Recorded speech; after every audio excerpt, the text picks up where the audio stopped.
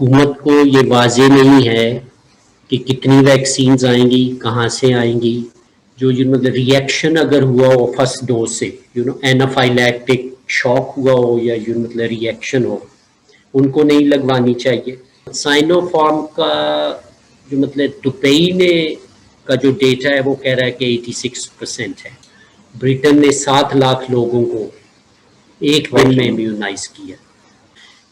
مڈرنا کی ڈوز 60,000 میں کہیں لگ رہی ہے. ویکسینز کی پرائسز گورنمنٹ کو ڈٹرمن کرنا چاہیے اور اس کو افورڈیبل بنانا چاہیے. وہ جیسے کسی نے کہا نا کہ میرے لفظوں میں اتر کر میرا گھر دیکھے گا کون.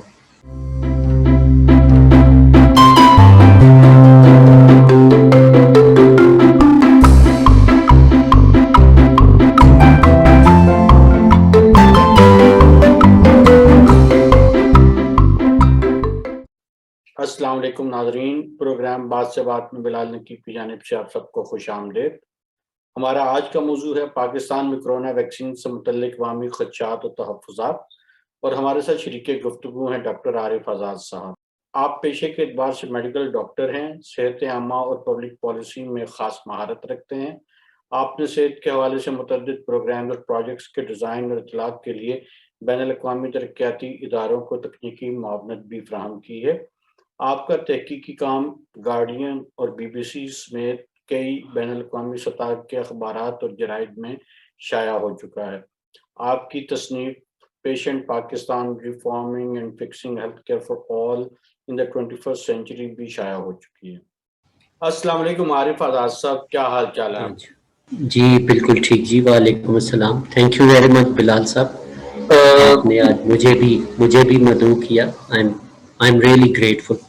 بہت عرصے کے بعد آپ سے گفتگو کا موقع ملا ہے. پہلے تو آپ بتائیں ہمارے ناظرین کو کہ آپ کی کیا مصروفیات ہیں آج کل؟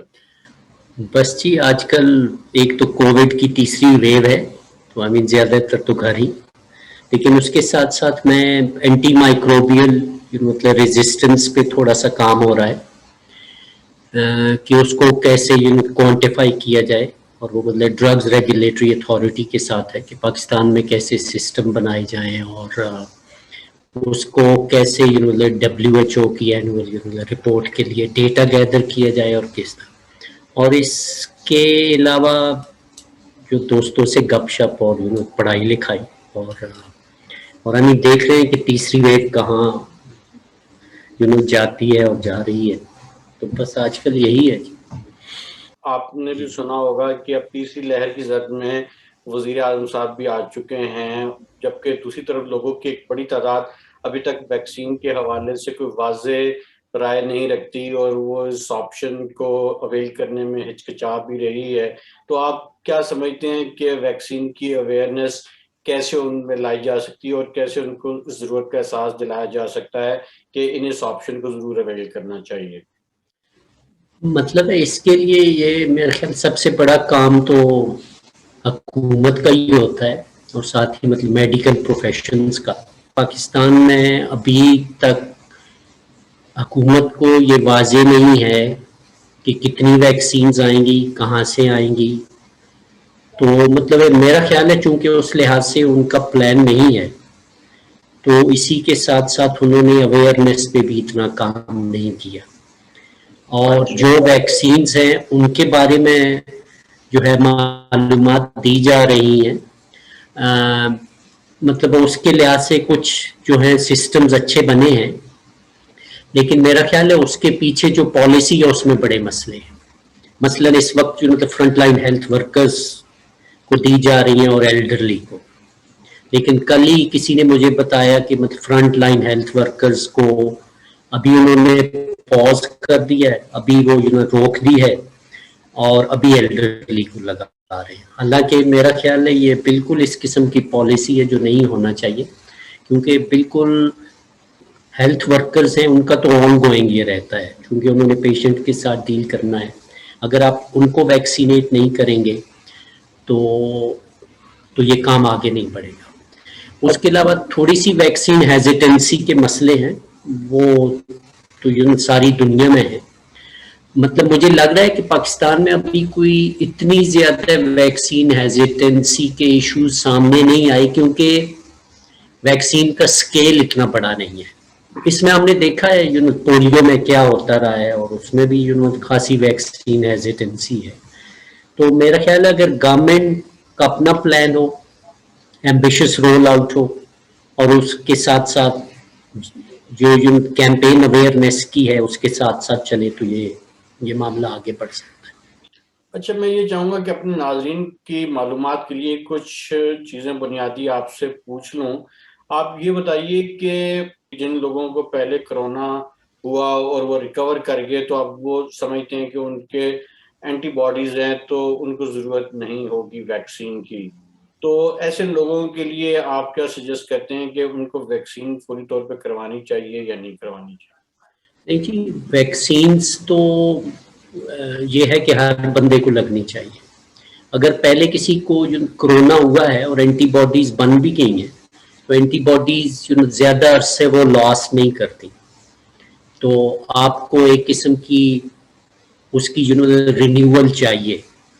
और चूंकि हमारे इर्द गिर्द बहुत ज्यादा कोरोना है, लिहाजा ये बिल्कुल नहीं समझना चाहिए कि हमको अगर एक दफा हो गया है और कुछ एंटीबॉडीज बन गई हैं तो हमें फिर नहीं होगा। ऐसे भी केसेस आए हैं कि जहाँ एक दफा हुआ है और जहाँ वैक्सीन नहीं लगी तो वहाँ दोबारा भी हुआ है। तो मैंने ये बात जो अपने दोस्तों में या अपने इलाके में ऐसे भी खासे केसेस देखे, तो ये बिल्कुल सही रवैया नहीं है। मतलब बेशक आपको पहले कोरोना वायरस हुआ हो, आपकी एंटीबॉडीज हो, लेकिन मतलब वैक्सीन आप जरूर लगाएं, और क्योंकि लॉन्ग टर्म जो प्रोटेक्शन है यही है। और फिर दूसरी बड़ी बात ये है कि चूंकि ये जो मैस इम्यूनाइजेशन का मकसद होता है कि हर्ड इम्यूनिटी आप 60-70% अगर आप पॉपुलेशन को लगा दें, तो फिर इसका स्प्रेड जो है उसको जो है वो रोका जा सकता है, तो इसलिए भी जरूरी है। किन अफराद को वैक्सीन नहीं लगवानी चाहिए, किन कंडीशंस में वैक्सीन नहीं लगवानी चाहिए? बिलाल साहब, ये बड़ी इंटरेस्टिंग बात है। वैसे तो जिन लोगों को प्री एग्जिस्टिंग कंडीशंस हैं उनको सबसे पहले लगनी चाहिए। ठीक है। जैसे डायबिटीज वाले हैं, हार्ट हैं, जिनकी इम्यूनिटी लो है, उनको लगनी चाहिए। मतलब वैसे तो सबको लगनी चाहिए इसका अक्रॉस द बोर्ड। अब उसमें बाज़ औक़ात मतलब ये हो सकता है कि जिन लोगों को जो मतलब रिएक्शन अगर हुआ हो फर्स्ट डोज से, एनाफाइलैक्टिक शॉक हुआ हो या मतलब रिएक्शन हो, उनको नहीं लगवानी चाहिए।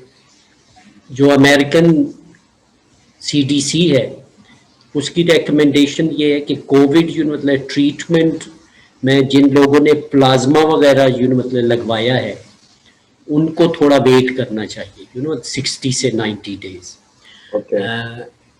अच्छा, उसके अलावा कैंसर पेशेंट्स में भी ये कहा जा रहा है कि चूंकि इम्यूनोसप्रेस्ड होते हैं उनमें लगनी चाहिए या नहीं, लेकिन जनरल एडवाइस ये है कि हर एक के लिए बेहतर है।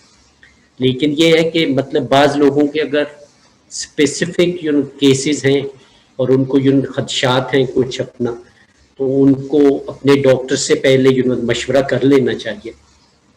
क्योंकि बात ये है कि अभी इस पे सारी रिसर्च नहीं आई, तो मतलब बहुत सी चीज़ें हो रही हैं। अच्छा, किसी चीज़ के बारे में हतमी नहीं कहा जा सकता, लेकिन मेरा ख्याल है जर्नल जो एविडेंस अब तक है कि जितने ग्रुप मतलब पॉसिबल हो उनको लग जानी चाहिए। प्रेगनेंसी में वैक्सीनेशन हो सकती है या नहीं? हाँ जी, प्रेगनेंसी की भी मतलब ब्रिटिश एडवाइस यही है कि हो सकती है, लेकिन अगर कोई बहुत लोग मतलब कंसर्न हैं तो उनको दोबारा इस चीज़ की तसल्ली कर लेनी चाहिए। तो वैसे कोई इसमें हर्ज नहीं है। लेकिन इसमें दूसरी बात यह है कि चूंकि ट्रायल में बहुत सारी मतलब प्रेग्नेंट विमेन नहीं थी, तो उस पे डेटा बहुत कम है। लेकिन अभी भी जनरल एडवाइस यही है कि इसका कोई मतलब नुकसान नहीं है, اور جو مطلب پریگننٹ جو مطلب ویمن کو اور اس کو بریسٹ فیڈنگ والوں کو بھی I think they should go for the vaccine. لوگوں کا خیال ہے کہ ویکسین سے کرونا ہونے کے امکانات تو رہتے ہیں، تو پھر ویکسین کا فائدہ کیا ہے؟ مطلب ویکسینز کا فائدہ یہ ہے کہ آپ ایک تو کہیں کہ یہ ویسے ہی لانگ ٹرم پروٹیکشن ہے آپ کے لیے بھی اور اس کے دوسرے لوگوں کے لیے بھی. اور یہ دوسری بات یہ ہے کہ یہ کوئی لائف لانگ پروٹیکشن پھر بھی نہیں ہے. اس میں جو ہے 120 ڈیز سے 6 مہینے 8 مہینے 9 مہینے اس قسم کی اسٹڈیز آ رہی ہیں. اور بعض لوگوں کا تو یہ بھی خیال ہے کہ یہ فلو ٹائپ کی ویکسین بن جائے گی اور شاید آپ کو ہر سال لگانی پڑے. لیکن اس پہ بھی بات ہو رہی ہے کہ ویسے یہ بات ٹھیک ہے. تو ایک تو آپ اپنی امیونٹی کے لیے ضروری ہے آپ اس کو مطلب اسپریڈ نہ کریں، آپ ہاسپٹلس میں ایڈمٹ نہ ہوں، اور اس سے پہلے ساری کنڈیشنز جو ہیں جو آپ کی انڈر لائنگ بھی ہیں ان کو کور کرنے کے لیے یہ ویکسین بہت ضروری ہے. آپ کو ڈیتھ سے بچانا، آپ کو وینٹیلیٹر پہ جانے سے بچانا، آپ کی پری ایگزسٹنگ جو کنڈیشنز ہیں ان کو پروٹیکٹ کرنا، اور اس کے علاوہ جو وائڈر پاپولیشن ہے اس کو پروٹیکٹ کرنا. اگر کسی نے کرونا کا ٹیسٹ کروایا اور وہ پازیٹیو آ گیا ہے تو اس کی ٹریٹمنٹ کے ساتھ ساتھ بھی کیا ویکسین سٹارٹ کی جا سکتی ہے؟ نہیں، یہ ابھی تک تو ایڈوائس یہی ہے کہ اگر آپ کا کرونا ٹیسٹ پازیٹیو ہے اور سمٹمز ہیں تو آپ اس کو ریزالو ہونے دیں پہلے، ٹھیک ہے. اس کے سمٹمز کو جو ڈاؤن ہے اور تو اس کے بعد آپ کو ویکسین لگوانی چاہیے. اس کی ایک تو وجہ یہ ہے کہ اگر آپ مطلب ویکسین لگاتے تو دونوں کے سمٹمز ایک جیسے ہوتے ہیں. ویکسین لگانے کے بعد بھی اسی قسم کا امیون رسپانس ہوتا ہے، تو اس طرح وہ جو ان دونوں میں ڈسٹنگوش کرنا بڑا مشکل ہوتا ہے. لیکن یہ ہے کہ وہ پہلے اس کو آپ اپنا کورس رن کرنے دیں اور اس کے بعد.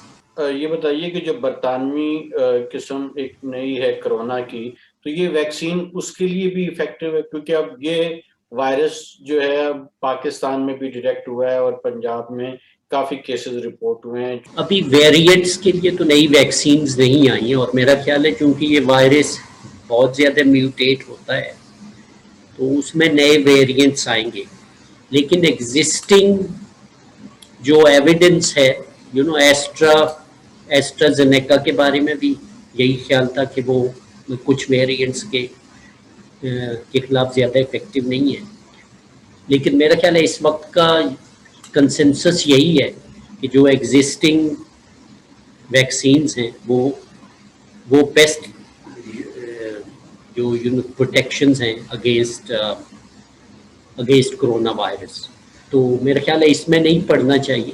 آپ نے بھی آبزرو کیا ہوگا کہ جتنی بھی ویکسینز اس وقت تک مارکیٹ میں آئی ہیں ان سب کا جو کامیابی کا تناسب ہے وہ 90% سے زائد ہے. اور پاکستان میں آپ یہ بتائیے کہ کون سی ویکسین ابھی تک امپورٹ ہوئی ہے اور آپ کون سی ویکسین سب سے زیادہ موزوں سمجھتے ہیں؟ 100% تو کوئی بھی ویکسین افیکٹو نہیں ہے. جو اس وقت کرنٹ مارکیٹ میں ہے ایسٹرازینیکا جو اور اس کی جو ہے فائزر والی، اچھا ایسٹرازینیکا کے افیکٹونیس کے ریزلٹس میں تھوڑا سا کنفیوژن ہے، لیکن فائزر 90% ہے، اور ایسٹرازینیکا والے اگر 1.5 ڈوز میں دیں تو اس کا بھی لیول یہی پہنچ جاتا ہے. تو ایک تو کوئی ویکسین 100% نہیں ہے، آپ کو دوبارہ بھی ہو سکتا ہے. تو one should be very clear یہ ہو سکتا ہے. جو پاکستان میں ویکسین آ رہی ہے وہ سائنو فارم ہے. تو سائنو فارم کا جو مطلب دبئی میں کا جو ڈیٹا ہے وہ کہہ رہا ہے کہ 86% ہے. ہمارے یہاں اتنے عرصے سے سائنو فارم کے ٹرائلز ہو رہے ہیں لیکن کوئی مطلب کنسولیڈیٹڈ جو ڈیٹا نہیں شیئر کیا گیا. لیکن چونکہ اتنے عرصے سے ٹرائل ہو رہے ہیں اور پھر سائنو فارم پاکستان کو مفت مل رہی ہے تو I think we have the best thing. اچھا دوسری کون سی موضوع ہے؟ ایک اور ایسٹرازینیکا، اگر آپ مطلب دوسری نان چائنا ویکسینز دیکھیں تو سٹوریج کے لحاظ سے اور اپنی ایفیکیسی کے لحاظ سے وہ بہتر ہے اور اس کی پرائس بھی بڑی ہے، وہ تقریباً $4 $4-5 میں ایک ڈوز ہے. لیکن جب تک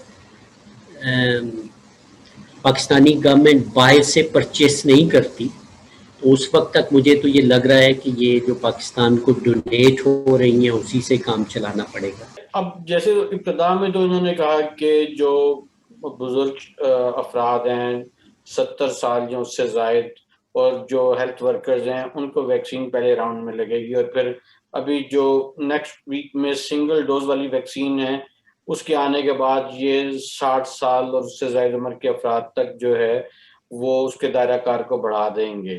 تو آپ یہ بتائیے کہ کیا یہ اپروچ ٹھیک ہے اور کیا یہ اس سے جو ولنریبلٹی ہے اس کو ایڈریس کر رہے ہیں، یا کہ کوئی پراپر فارمل پلان ہونا چاہیے کہ جس میں جو لوگ زیادہ ولنریبل ہیں ان کو پہلے یہ ویکسین دی جائے، نہ کہ اس کو ایج بریکٹ میں ہی ہم دیکھیں؟ دیکھیں یہ جو ہے پلان تو انٹرنیشنل انہوں نے فالو کیا ہے کہ سب سے پہلے ہیلتھ ورکرز کو ویکسینیٹ کریں، اس کے بعد people with pre existing conditions اور ساتھ ساتھ ایلڈرلی.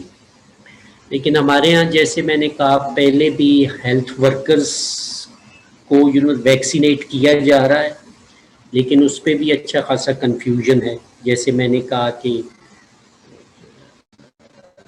مجھے پنجاب پی ایم اے کے ایک دوست نے بتایا کہ وقتی طور پر ڈی ایچ کیوز میں جو ہیلتھ کیئر ورکرز کو جو لگائی جا رہی ہے اس کو جو ہے روک دیا گیا ہے. اچھا دوسرا کیا یہاں یہ جا رہا ہے کہ ایلڈرلی پہ ہم پہلے جا رہے ہیں، لیکن اس میں جو پرابلم ہے چونکہ ہمارے پاس ابھی پری ایگزسٹنگ جو مطلب کنڈیشنز والا میرا خیال ہے ڈیٹا نہیں ہے. ہونا تو یہ چاہیے تاکہ فرنٹ لائن ورکرز کے بعد پری ایگزسٹنگ جن لوگوں کو کنڈیشنز ہیں ان کو آپ لگانا شروع کریں. اچھا ایج بریکٹ کے ریسپیکٹو وہ ہمارے یہاں پری ایگزسٹنگ پرابلم عموماً 40 سال کے بعد شروع ہو جاتی، تو اس کا ڈیٹا چونکہ ہمارے یہاں کوئی ایسا نہیں ہے سسٹم تو وہ اس طرف نہیں جا رہے. انہوں نے گورنمنٹ نے پیچھے سے شروع کیا، جتنی زیادہ آپ کی عمر ہے وہاں سے کریں اور پھر ایک بلاک ایک بریکٹ جو ہے وہ اس کی 60 سے انہوں نے شروع کی ہے. تو بیچ میں بہت سے لوگ ایسے لگتا ہے کہ انکورڈ رہ گئے ہیں. اس میں ایک اچھا خاصا وہ لوگ میرا خیال ہے پری ایگزسٹنگ کنڈیشنز ان کو زیادہ ہے اور وہ بھی ارجنٹ کیسز ہیں. اب یہ گورنمنٹ کیسے کرے گی میرا خیال ہے پلان کا مسئلہ ہے، یہ ان کو دیکھنا چاہیے. تو آپ کیا ریکمینڈ کرتے ہیں کہ جو پلان ہے اس کو مؤثر بنانے کے لیے کیا کیا تدابیر اختیار کی جا سکتی ہیں؟ سب سے بڑی بات یہ کہ گورنمنٹ کے پاس ایک پلان ہونا چاہیے کہ کتنی پاپولیشن کو ہم نے کرنا ہے، کتنی ویکسینز ہمارے پاس ہوں گی اور کتنی ویکسینز ہم نے فردر پرچیز کرنی ہے. ابھی تک گورنمنٹ نے کسی فورن ابھی مینوفیکچرر سے بات نہیں کی، اور یہ جو ہے میجر جو گیپ ہے ساری میس مطلب ویکسینیشن کا، اب وہ مطلب کووکس میکنزم کے تحت کچھ مطلب پاکستان کو بہت سی ڈوزز ملیں گی جو میرے خیال ہے مئی جون سے پہلے نہیں آئیں گی. اور اگر آپ میس ویکسینیشن کر رہے ہیں اور ہرڈ امیونٹی لینی ہے تو سپیڈ اس میں بڑی امپورٹنٹ ہے. تو میرا خیال ہے سپیڈ نہیں ہے، کیونکہ اس میں آپ کو بہت جلدی میں ہارڈ امیونٹی اور اس میں پوری پاپولیشن کو کرنا ہوتا ہے. اسکیل کا آپ اس سے اندازہ لگائیں کہ کل برٹن نے 7 لاکھ لوگوں کو ایک دن میں امیونائز کیا. تو اس قسم کا اگر اسکیل ہو، آپ 1-2 مہینے میں ساری پاپولیشن 60-70% یا 50-60 کو کر لیں، تو پھر میرا خیال ہے نئے کیسز بھی آنے کم ہو جائیں گے، ڈیتھس کم ہو جائیں گی. امریکہ میں یہ ہو رہا ہے آلریڈی، چونکہ انہوں نے مطلب میسو اسکیل پہ کام شروع کیا ہے، تو ڈیتھس بھی نیچے آ گئی ہیں اور اس کے کیسز میں بھی ڈراپ آیا ہے. پرائیویٹ سیکٹر کو اس میں اب تک کیوں شامل نہیں کیا گیا، اور آپ سمجھتے ہیں کہ پرائیویٹ سیکٹر شامل ہونے سے اس کی رفتار کو بہتر کیا جا سکتا ہے؟ دیکھیں، پرائیویٹ سیکٹر کا رول تو ہے، لیکن سب سے پہلے رولز مطلب پوری دنیا میں گورنمنٹس اس کو فری آف کاسٹ کر رہی ہیں. لیکن مجھے لگتا ہے کہ پاکستان میں چونکہ یہ مسئلہ ہے، تو اس میں گورنمنٹ نے پرائیویٹ سیکٹر کو بہت جلدی اوکے دے دیا کہ آپ امپورٹ کرنا شروع کر دیں. کیونکہ میرا خیال ہے گورنمنٹ میں یہ واضح طور پہ شاید یہ فیلنگ ہے کہ وہ اتنی نہیں منگوا سکتے، یا مطلب ڈونیٹڈ جو مطلب ویکسینز ہیں وہ تو تب آئیں گی جب جو ڈونیٹنگ کنٹری آپ کو دے گا. جو پرائیویٹ سیکٹر جب اس کو مطلب امپورٹ کرے گا، اور اس میں شنید یہی ہے کہ وہ بہت زیادہ جو ہے انفلیٹڈ جو ہے پرائسز پہ لگا رہے ہیں. یہ کسی شخص نے، یا ابھی تک میں اس کے بارے میں کہ مڈرنا کی ڈوز 60,000 میں کہیں لگ رہی ہے. تو اگر اس قسم کی بات ہے تو میرا خیال ہے یہ سیریس ہے. ٹھیک ہے، گورنمنٹ اگر گورنمنٹ سے یہ کام نہیں ہو سکتا، یا گورنمنٹ کا انٹینشنز یا فائنینشیل کنڈیشنز نہیں ہے، تو یس ٹھیک ہے، پرائیویٹ سیکٹر کو انوالو ہونا چاہیے، لیکن اس میں ویکسینز کی پرائسز گورنمنٹ کو ڈٹرمن کرنا چاہیے، اور اس کو افورڈیبل بنانا چاہیے. اور اس کی ایک مثال آپ انڈیا دیکھ لیں. انڈیا 300 ملین لوگوں کو جو ہے اس نے ویکسینیٹ کرنا ہے. انہوں نے لمیٹڈ رول اس کا پرائیویٹ جو سیکٹر پروویژن بھی رکھی ہے، لیکن اس میں انہوں نے مطلب پرائسز کا فیصلہ حکومت کرے. تو میرا خیال ہے یہ جو چیزیں ہیں اس کو گورنمنٹ کو دیکھنا چاہیے، اور اس پہ مطلب ریگولیٹڈ پرائسز پہ اگر پرائیویٹ سیکٹر انوالو ہو سکتا ہے تو دیٹس گریٹ. 2 سوال میں اپنے تمام مہمانوں سے پوچھتا ہوں، آپ سے بھی پوچھوں گا. آپ یہ بتائیے کہ آج کل کون سی کتاب زیر مطالعہ ہے، اور آپ ہمارے ناظرین کو کون سی کتاب تجویز کریں گے کہ وہ اس کا مطالعہ ضرور کریں؟ ایک وہ پریا گوپال کی کتاب ہے انسرجنٹ امپائر. تو اس میں انہوں نے آرگیو کیا ہے کہ جو امپائرز میں اینٹی کلونیل موومنٹس ہو رہی تھی انڈیا، اور اس میں کریبین میں، اور اس میں افریقہ میں، انہوں نے کیسے مطلب white population living in the metropolitan جو انگلینڈ ہے، یا تو ان کو کیسے مطلب متاثر کیا. تو وہ بڑا ایک انٹرسٹنگ ورک ہے. اچھا، اسی سلسلے کی ایک اور نئی کتاب آئی ہے، وہ انڈر گراؤنڈ ایشیا. یہ میں آپ کے ناظرین کو دکھا بھی دیتا ہوں. تو یہ انڈر گراؤنڈ ایشیا جو ہے، دراصل ये जो एंटी कॉलोनियल मूवमेंट के एक्टिविस्ट से पूरे एशिया में, तो उनकी ये कहानी है कि उन्होंने आपस में कैसे राब्ते किए, मतलब 1910 और इसमें 1925 के दौरान, अच्छा कैसे वो कहाँ मिले, मतलब वो उसमें मेट्रोपॉलिटन उसमें सेंटर्स में, और ये कैसे एंटी कॉलोनियल मूवमेंट या एंटी एम्पायर जो anti imperial movements for national liberation थी, वो कैसे ग्लोबली जो है उन्होंने आपस में कोऑर्डिनेट किया। तो इंतहाई इंटरेस्टिंग किताब है। तो मतलब मैं तो यही पढ़ रहा हूँ, अगर किसी को इसमें मतलब इंटरेस्ट है इस किस्म के मौजूआत में, तो मैं इसको हाईली रेकमेंड करूँगा। आपने ट्रैवल किया है पाकिस्तान में और दुनिया के कई ममालिक में, तो कौन सी जगह आपको बहुत पसंद आई है और आपका दिल करता है कि आप वहाँ पे फ्रीक्वेंटली ट्रैवल करें और अगर मौका मिले तो वहाँ पे सुकूनत भी इख्तियार करें? ये अभी बहुत अच्छा सवाल है बिलाल साहब। एक तो मुझे इसका ट्रैवल का बहुत ज़्यादा शौक़ है, और इसी शौक़ में मैंने कोई तकरीबन 30 से ऊपर मैंने मुल्क देखे हैं।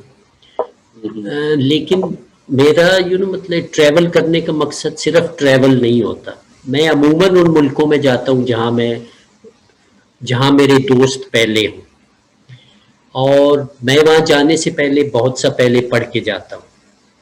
वो जैसे किसी ने कहा ना कि मेरे लफ्ज़ों में उतर कर मेरा घर देखेगा कौन, तो मैं उस मुल्क में जाने से पहले उसका लिटरेचर पढ़ता हूँ, उसकी हिस्ट्री पढ़ता हूँ, फिर दोस्तों वगैरह से बात।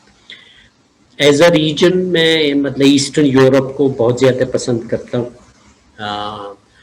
फिर उसके अलावा एक और मेरा है कि मतलब सिटीज़ जो दुनिया के हैं बड़े बड़े, उनका एक अपना चार्म होता है।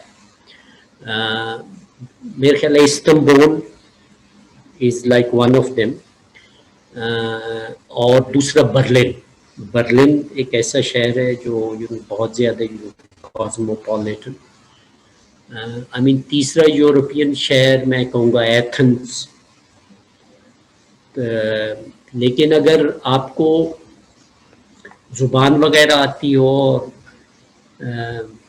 खूबसूरती के लिहाज से आर्किटेक्चर और अदर, तो I mean my choice would be the Budapest, Hungary.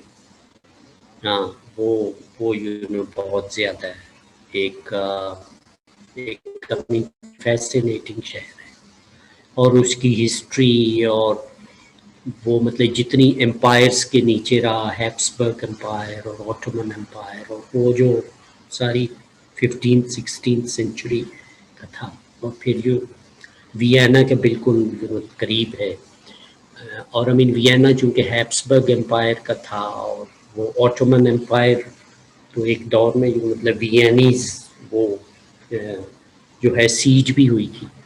तो आई मीन इस लिहाज से वो रीजन की हिस्ट्री भी बड़ी है, और